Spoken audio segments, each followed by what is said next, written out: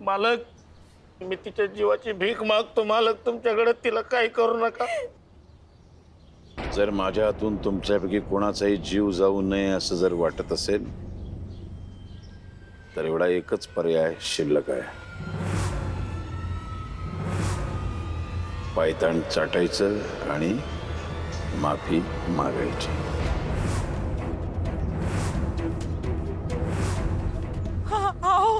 गप्पाच, सगळे गप्पाचा, कुणीच काही बोलणार नाहीये। मालक, मी तयार आहे, मी काय पण करील,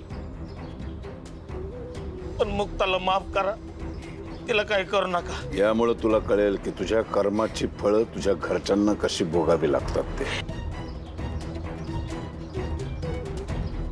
तुझ्या पापाचं प्रायश्चित्त तुझ्या बापाला करावं लागतंय, माझे तळवे चाटून।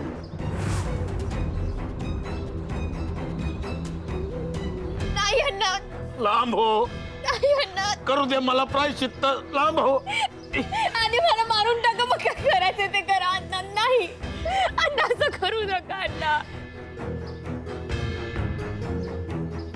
लांब हो म्हणलं ना।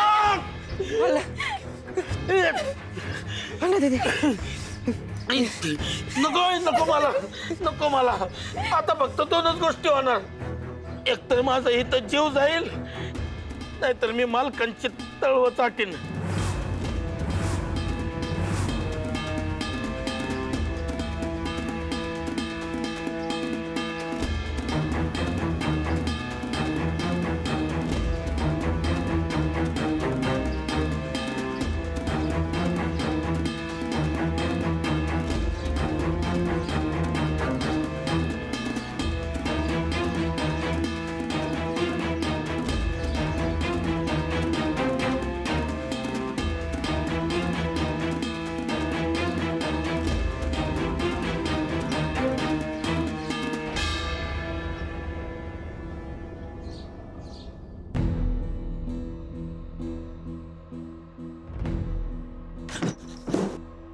दामू काका, काय झालं?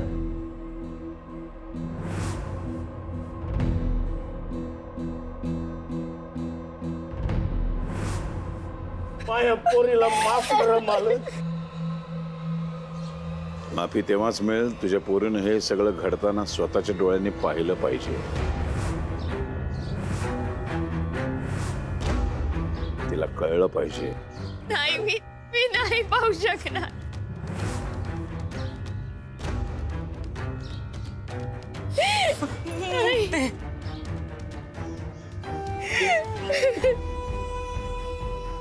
मुक्ते बाईच्या जातीला ह्या परीक्षा नव्या नाहीत ग, मागावळ।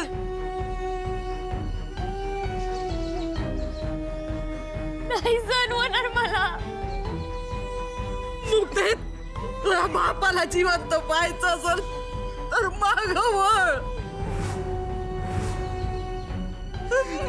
मुक्ते, मागावळ।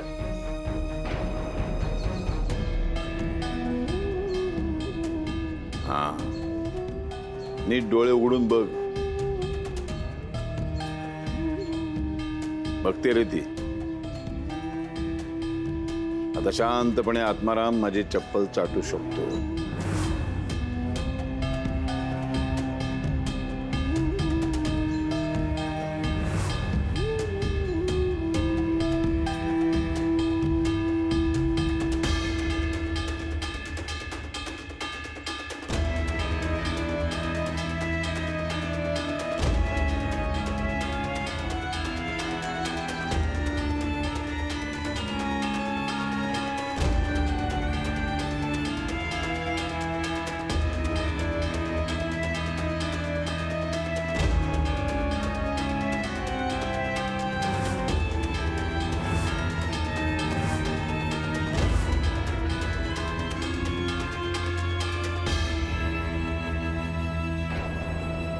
अण्णा, अहो काय करताय?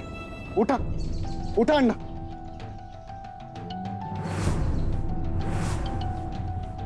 रावसाहेब नगरकर हे मला वडिलांच्या समान आहे। पण वडील नाही तुझे, मी बाप आहे तुझा, लक्षात ठेव। हे मला माझ्या बापापेक्षाही मोठं आहे।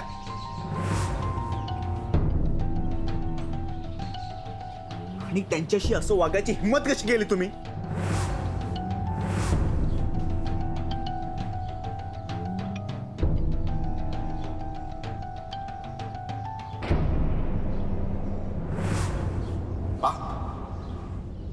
लाज वाटली पाहिजे तुम्हाला माझा बाप म्हणून घेण्याची. अहो, तुम्ही त्यांना तुमची चप्पल चाटायला लावली. अहो, कुठून आणता एवढा द्वेष? कुठून आणता? निदान त्या देवी आईची तरी थोडीशी भीती बाळगा ना रावसाहेब.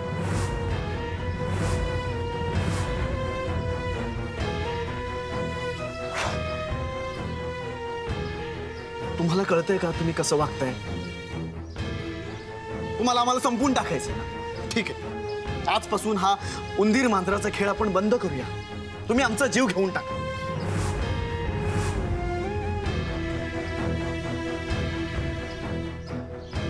युवराज, आज जा रॉकेलचा डब्बा आणि माचीस घेऊन ये. आज मी स्वतःला झाडून घेतो.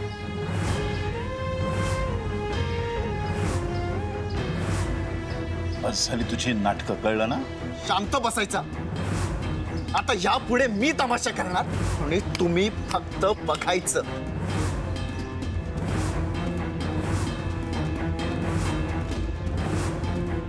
तू कोणासमोर बोलतोयस कळते का तुला?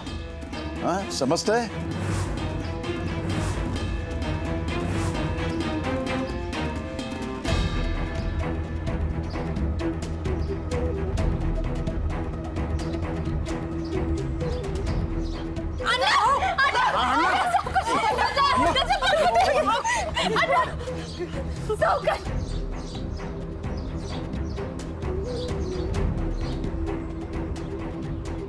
मुक्ता, तुम्ही सगळे यांना घेऊन आज जा. इथे फक्त आम्हा दोघांना एकटं सोड. चल.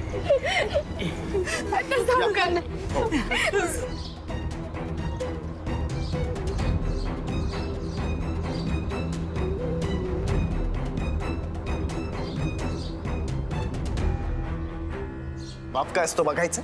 हा जो आहे ना, ह्याला बाप म्हणतात. जो आपली ऐपत नसताना फक्त आपल्या मुलीच्या आनंदासाठी स्वतःच्या जीवाचं रान करतोय.